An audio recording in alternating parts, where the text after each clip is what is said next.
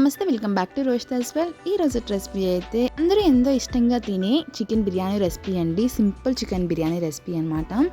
అది ఎలా చేస్తాను ఏంటి అనేదంతా ఈరోజైతే వీడియోలో మీకు చూపిస్తున్నాను. ముందుగా అయితే మనం చికెన్ మ్యారినేషన్ అయితే చేసుకోవాలి కాబట్టి దానికోసం ఇక్కడ నేను ఒక కడాయి అయితే తీసుకుని ఒక చిన్న కప్పు పెరుగు, అలాగే 2-3 టేబుల్ స్పూన్స్ అల్లం వెల్లుల్లి పేస్ట్, 1/4 టేబుల్ స్పూన్ పసుపు, అలాగే 2-3 టేబుల్ స్పూన్ల కారం, అలాగే 1 టేబుల్ స్పూన్ ధనియాల పొడి, కొంచెం గరం మసాలా వేసుకొని సరిపడా ఉప్పు వేసుకుని మొత్తం అంతా కూడా కొంచెం మిక్స్ చేసేసుకోవాలన్నమాట. అది కూడా కొంచెం థిక్ కన్సిస్టెన్సీ వచ్చేట్టు మిక్స్ చేసుకోవాలి. అండ్ దీంట్లో ఇప్పుడు నేను ఒక 50 ml ఆయిల్ అయితే వేసుకుంటున్నాను. ఎందుకంటే మనకి చికెన్కిలో ఎటువంటి ఆయిల్ యాడ్ చేయమండి, ఇప్పుడు యాడ్ చేసేసుకుంటున్నాను. సో అందుకే ఇక్కడైతే వచ్చేసి ఒక చిన్న కప్పు ఉల్లిపాయలు, అలాగే 4-5 పచ్చిమిర్చిలు, కొంచెం కొత్తిమీర, అలాగే పుదీనా. ఇప్పుడైతే చికెన్ మంచిగా వాష్ చేసుకుని పెట్టుకుంటాం కదండి, అదైతే దీంట్లో వేసేసుకుని మంచిగా మిక్స్ అయితే చేసేసుకోవాలి. దీన్ని మిక్స్ చేసేసుకుని మనం దగ్గరగా ఒక 3 to 4 hours మ్యారినేషన్ చేసుకుంటే మంచి టేస్ట్ అయితే ఉంటుంది. లేదా మనకు అప్పటికప్పుడు చేసుకోవాలనుకున్నా కూడా దీన్ని మనం ఒక గంట రీఫ్రిజిరేటర్లో పెడితే కనుక సరిపోతుంది. దీంట్లో నేను కరివేపాకు వేసేసుకుని ఇంకా ఒక 4 hours తర్వాత స్టవ్ మీద పెట్టేసుకోవడమే. ఈ లోపల రైస్ అయితే నానబెట్టుకోవాలి కదా. ఇక్కడైతే నేను ఈ కప్పుతో, అంటే ఇది 1 కప్, ఇది కేజీలో చెప్పాలంటే ఒక 1/2 kg కప్ అనమాట ఇది. దీంతో నేను ఒక 3 cups అయితే తీసుకున్నాను. మనం రైస్ని కూడా ఒక 3 times వాష్ చేసేసుకోవాలండి. ఎందుకంటే మనకు దాంట్లో డస్ట్ ఉంటుంది కాబట్టి కంపల్సరీ వాష్ చేస్తాం. మనం ఇంకొంచెం వాష్ చేసుకుని దీంట్లో సరిపడా నీళ్లు పోసుకొని దగ్గరగా ఒక 20 to 30 minutes నానబెట్టుకుంటే సరిపోతుందండి. నానబెట్టుకుంటే కనుక మనకు అన్నం అనేది పొడిలాడుతూ వస్తుంది. అలాగే కుక్ అయ్యేటప్పుడు కూడా చాలా ఈజీగా కుక్ అయిపోతుంది అనమాట. నానబెట్టిన బియ్యానికి అదే తేడా అండి.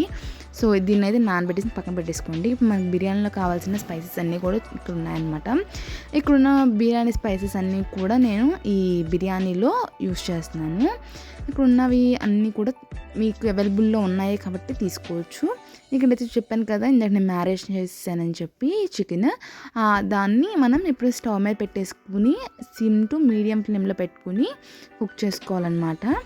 ఇక్కడ చూసారా చికెన్లో నుంచి అయితే వాటర్ అయితే రిలీజ్ అవుతున్నాయి.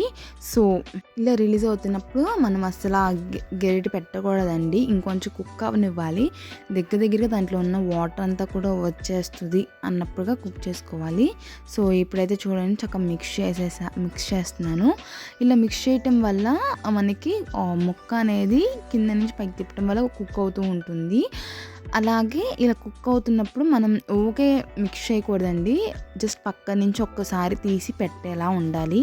ఇప్పుడు దీని అయితే మనం లిడ్ పెట్టి క్లోజ్ చేసేసుకోవాలి. లిడ్ పెట్టి ఒక 10 minutes వరకు కుక్ చేసుకుంటే కనుక దీంట్లో ఉన్న వాటర్ మొత్తం కూడా బయటకు వచ్చేస్తుంది. అండ్ చూసారు కదా మీరు కూడా ఇక్కడ దీంట్లో వాటర్ అనేది బయటకు వచ్చేసింది.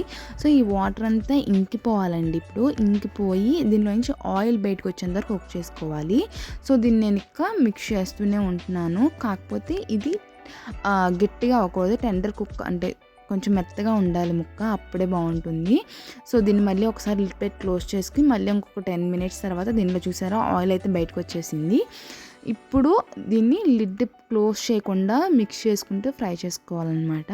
అంటే ఇది ఫ్రై అని కాదు, జస్ట్ ఒక గ్రేవీ కన్సిస్టెన్సీలో ఉండేటట్లు మిక్స్ చేసుకోవాలి. దీనైతే ఇలా మిక్స్ చేసుకుంటూ ఉండాలి. కంపల్సరీ గెరిట మాత్రం షార్ప్గా ఉన్నది వాడండి, గుంట గెరెట్లు ఇలాంటివి ఏం వాడొద్దు. అలా వాడితే కనుక చికెన్ పీస్ అనేది విరిగిపోతుంది. సో బిర్యానీలోకి అంత బాగోదు. సో ఇలా అయితే రెడీ చేసేసుకుని పక్కన పెట్టేసుకున్నాను. అండ్ ఇప్పుడు మనం బిర్యానీ కోసం రైస్ని అయితే ఉడకపెట్టుకోవాలి కదా. సో దానికోసం అయితే నేను ఒక బౌల్ అయితే పెట్టేసుకున్నాను. దీంట్లో ఒక 2-3 టేబుల్ స్పూన్స్ ఆయిల్, అలాగే 1 టేబుల్ స్పూన్ గీ అయితే వేసుకున్నాను.